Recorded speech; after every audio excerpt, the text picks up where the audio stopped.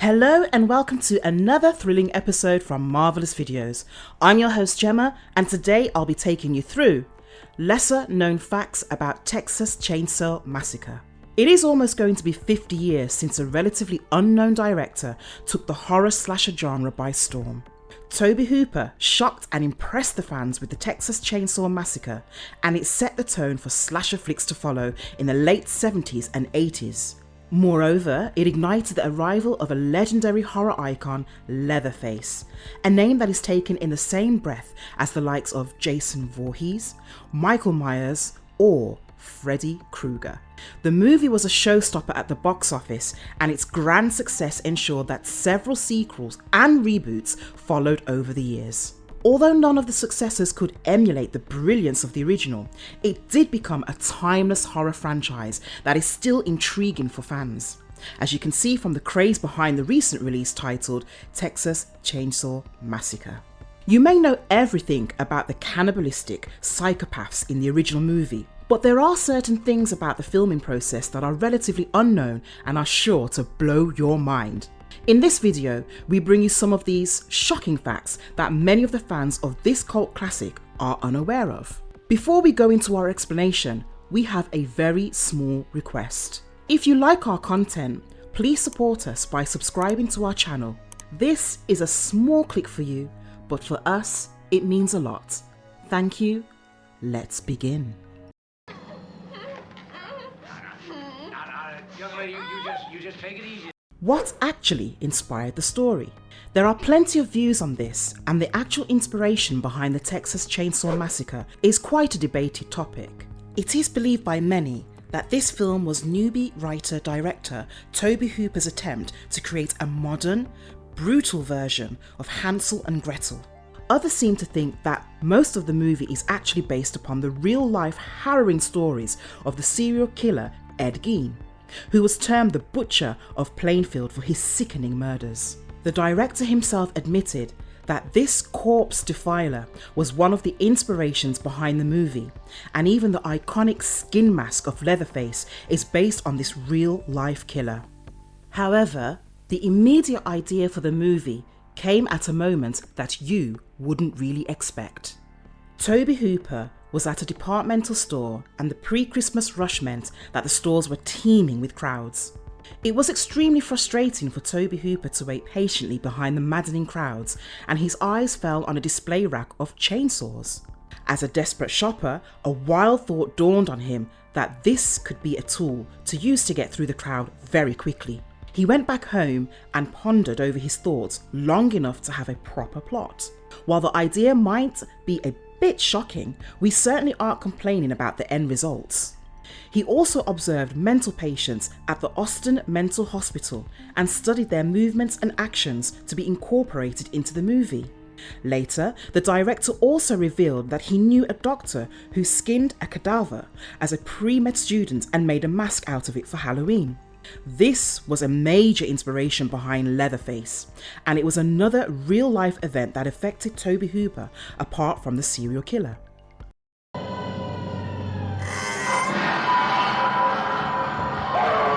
The curious case of Gunnar Hansen as Leatherface. The late Gunnar Hansen totally owned the role of Leatherface in the original movie, and it is a pity that he did not reappear in this role in future projects. However, although his performance has impressed both fans and critics alike, it might come across as a shock that he wasn't really the first choice for the role. By the time Hansen learned about the opportunity in the role, someone had already been cast, and he thought that it was a lost case. But things changed very quickly, and the one originally hired to be the psycho killer turned out to be a raging alcoholic. Barely 2 weeks later, the guy was found drunk and wasted in a motel room, and he refused to come out for the shooting. In his drunken state, he believed that he shouldn't be a part of such a violent movie, and he quit abruptly. Suddenly, Gunnar Hansen was the saviour, and his 6'4" stature and well-built physique meant that he would be a perfect fit for the role. Tobe Hooper immediately approved of him, and we are certainly thankful for the turn of events that got us our beloved horror icon, Leatherface.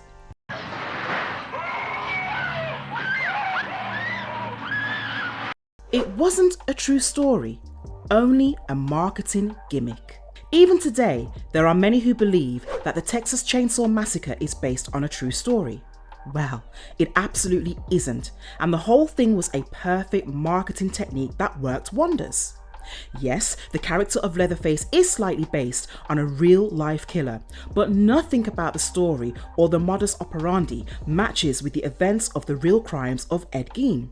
It was no more than a passing influence, but the makers decided to take the true story route while promoting the movie. It even had an opening narration that spoke about the tragedy that befell a group of young fellows. The poster had it written on them in bold that what happened in the movie is true. It wasn't the era of Twitter and social media, and the reality of the movie took some time to reach the audience. Many watched it believing that they were watching a sickening documentary based on real events. And it certainly added to the craze behind the movie. We are just here to clear the doubt once and for all that Leatherface and his deranged psychopathic family are completely a work of fiction.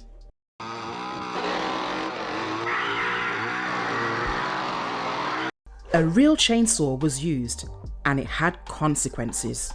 Gunnar Hansen as Leatherface is best known for the scenes where he wields a chainsaw to perfection. The things he does with this menacing tool are best left unsaid. But what truly blew our minds was to learn that the makers used a real chainsaw for the shooting of the film. They did remove the teeth for some of the scenes, but in many others, Gunnar Hansen actually continued with a working chainsaw. This obviously resulted in some major scares and some near misses that could have been fatal. For instance, during one of the scenes, the sharp, lethal blades were only inches away from actor William Vale's head. During the filming of the climatic moments of the movie, Tobe Hooper had to be extremely careful to keep himself away from the swaying chainsaw. The worst accident, however, was encountered by Gunnar Hansen himself, who could have killed himself if things went wrong. There was a chase sequence through the dark forests, and while running with the chainsaw, Hansen slipped and fell. The chainsaw went flying in the air, and he had no idea where it would come down. In desperation, he covered his head and hoped that the chainsaw would land elsewhere. His prayers were answered, and it came down a few inches from where he fell. It was a horrifying experience for the cast and crew, and dealing with a real chainsaw was no child's play.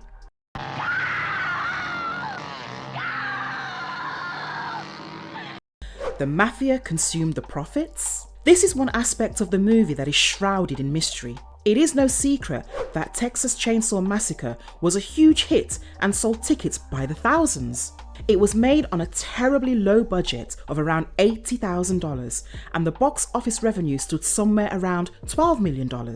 However, the profits of the distributor were only about $1 million, and people couldn't help but wonder where all the money went. It was alleged that the owners of Bryanston were members of a notorious crime family, and hence the major discrepancy. In fact, the cast members of the movie were duped in a way, and they never got the share of the film's success even though they had a share percentage. The producers even took Bryanston to court, but by then the distributor was too financially wrecked to be sued. It ended with very little money for the cast and a massive mafia controversy that never really got clarified.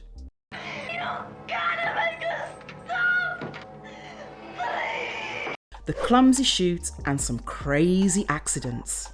It is almost a given for low-budget movies that the cast and crew are in for some nasty injuries in the process of filming. This is mainly because the meagre budget does not allow the luxury of hiring thorough professionals who can get things done without breaking into a sweat. For the Texas Chainsaw Massacre, the filming conditions were extreme in the heart of Texas in the middle of summer. Temperatures soared to over 100 degrees, and at times, the indoor shoots had to deal with temperatures around 115 degrees. People fell sick all the time, and guess what? There weren't even proper facilities in place to treat them. In fact, there was a scene where Gunnar Hansen cut Marilyn Burns' fingers on purpose after the fake blood tube kept falling and the shoot kept getting delayed. Besides the unbearable temperatures and injuries, the budgetary constraints also meant only one set of costumes that couldn't be changed. You can imagine the consequences of wearing a single costume for days in that insane heat. There was only one bathroom in the sets, and over 36 people had to use it. To make matters worse, there was a lot of meat and bones on the set, and much of it had started to rot. The heat, the stench, and the multiple injuries during filming gave the cast and crew a really tough time, and sadly, they weren't even compensated duly for their sacrifices.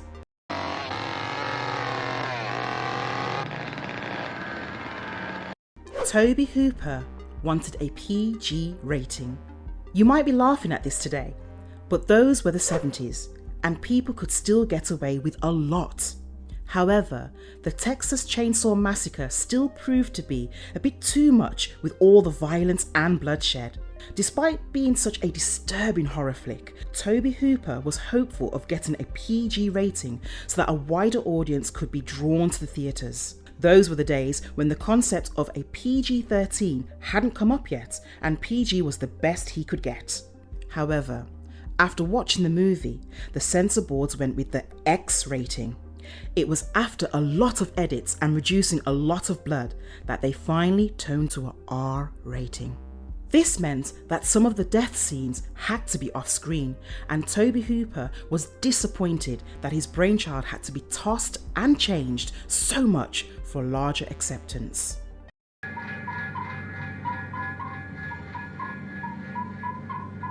Significance of 3 different masks worn by Leatherface.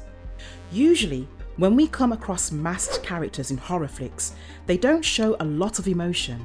If you look at the likes of Michael Myers, you will find that the mask is actually added to highlight their hardened, non-emotional state. The case of Leatherface, however, is quite different because he is seen portraying certain emotions through his movements and even through his masks. Many people are not aware of the fact that Leatherface actually wears 3 masks in the movie.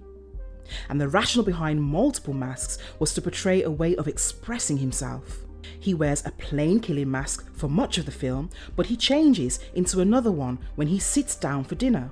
Another makeup covered mask can be seen while he is making dinner, and it simply made the character even more terrifying. Imagine masks made of skin, simply to convey his emotions. No doubt, Leatherface is a horror icon.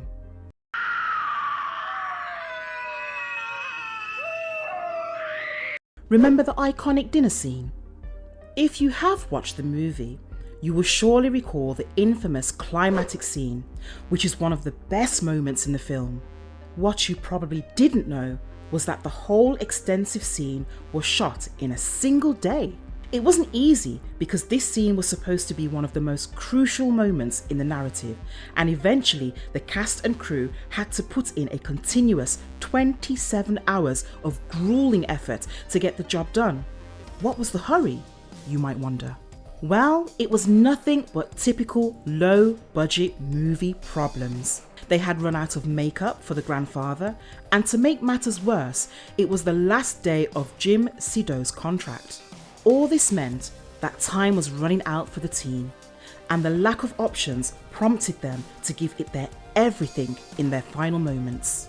We have already spoken about the extreme heat and stench in the sets, and the working conditions during this 27-hour marathon were absolutely nightmarish.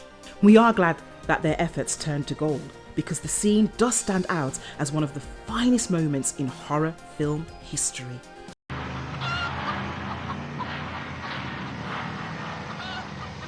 The Horror House is a nice restaurant today. The film was shot in Williamson County, Texas, and the original house has been preserved very nicely. It is now called the Round Rock area, and while the actual house is not there anymore, it has been restored and recreated into a wonderful restaurant. If you are a fan of the movie and you are travelling through the region, it might be a good idea to drop by for lunch at the Grand Central Cafe. It has proudly preserved the cinematic heritage, and it might be a wholesome experience to dine at a place that served as the source of all the terrible events of the movie. Today, It is almost unbelievable to imagine a movie shot with such a low budget. For the Texas Chainsaw Massacre to have such an impact on the horror genre is a sheer tribute to all those who had put in their best efforts for meager payment. History isn't created by regularity or mediocrity, and the movie served neither. That explains the birth of a timeless horror franchise that still rules over the hearts of horror fans. Do let us know in the comments below about your favourite moments from the movie, and also tell us about your favourite behind the scenes fact from the list. And if you liked our content, don't forget to leave a like and subscribe to us. If you haven't already, have a good one and be safe. Thanks, everyone.